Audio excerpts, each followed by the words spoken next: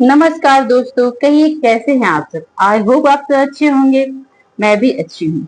तो आज है दिन गुरुवार। दिन गुरुवार विष्णु भगवान को समर्पित है, बृहस्पति भगवान को समर्पित है।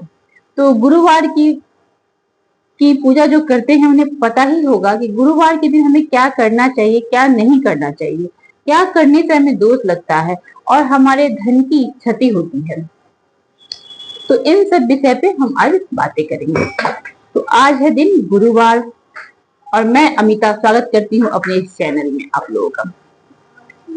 तो आज दिन गुरुवार है और गुरुवार दिन विष्णु भगवान यानी बृहस्पति भगवान को समर्पित है।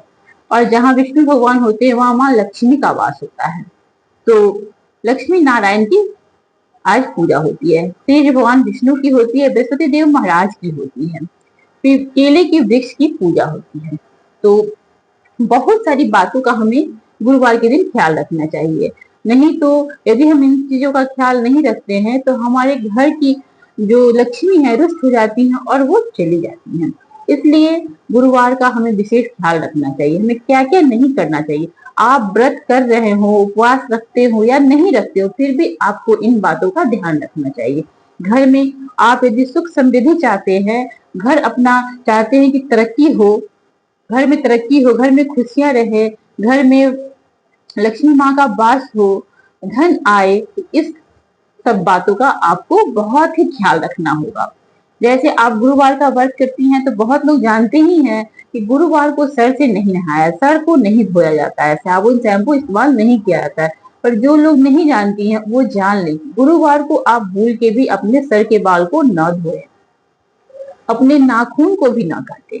अपने कितने लोग और दिन भूल जाएंगे, गुरुवार को ही नेल काटेंगे, तो ये ना काटे। और आपके हस्बैंड, आपके पति को भी उस दिन ध्यान रखना है कि वो हजामत ना करवाएं, हजामत ना करवाएं, नेल ना काटें।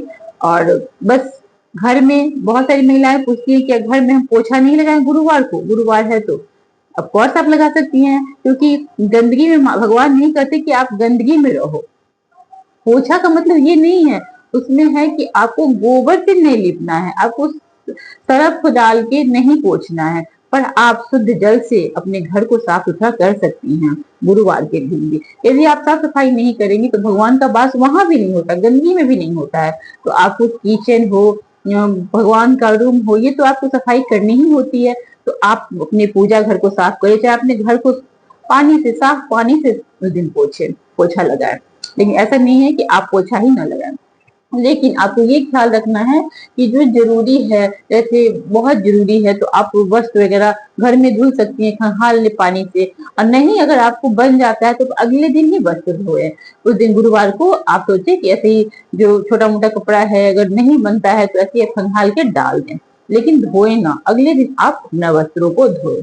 तीसरी बात ये है कि आपको ये ख्याल रखना है कि गुरुवार के दिन हमें भूजा नहीं खानी है।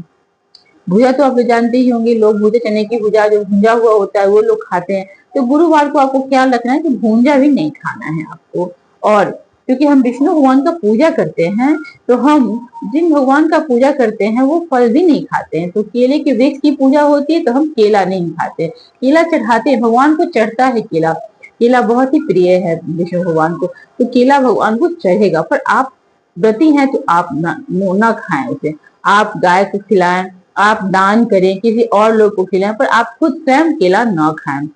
अपने केसों को न धोएं, स्नान आदि करते समय अपने नेल को न काटे, अपने घर को सरफ साबुन का इस्तेमाल करके पोछा न लगाएं। इन छोटी छोटी बातों का आप ख्याल रखेंगे तो आपके घर की सुख समृद्धि, धन दौलत बरकरार रहेगी। नहीं तो यही सब छोटी छोटी गलती करते हैं हम और फिर कहते हैं कि ऐसे हुआ वैसे हुआ। इसलिए आपको इन सब बातों का पूरा ख्याल रखना है कि गुरुवार के दिन हमें ये सब काम नहीं करनी है। तो बहुत सारे लोग ऐसा ही करते हैं, वो गुरुवार को जरूर से जरूर बाल धो लेते हैं, अपने नील को याद नहीं रहता काट लेते, मांस मदिरा का सेवन करते हैं।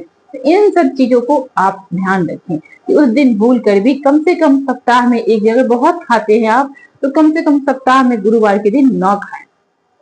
ऐसे तो बहुत सारे दिन है कि मंगलवार को नहीं खाना चाहिए, गुरुवार को नहीं खाना चाहिए, शनिवार, लेकिन बहुत सारे लोग इतना नहीं मानते हैं, खाते हैं। तो कम से कम आप इतना जरूर ध्यान रखें कि गुरुवार के दिन आपको नहीं खानी है।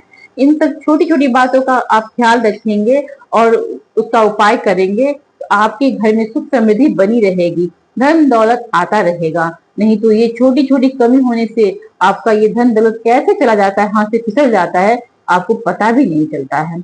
इसलिए अगर आप महिला हैं, अगर मुझे सुन रही हैं, इन छोटी छोटी बातों का ध्यान रखिए। गुरुवार के दिन गाय को रोटी जरूर खिलाएं। गाय को रोटी पे गुड़ और चना दाल रख के आप व्रत कर रही हो नहीं कर रही हो, लेकिन गुरुवार के दिन जरूर खिलाना चाहिए। इससे आपका गुरु ग्रह मजबूत होता है और आपके जीवन में खुशियां ही आती है। तो ये ध्यान रखें और अपने घर में चने की दाल बनाएं उस दिन गुरुवार के दिन, बेसन की सब्जी बनाएं, कुछ चने से रिलेटेड जरूर बना के खाएं।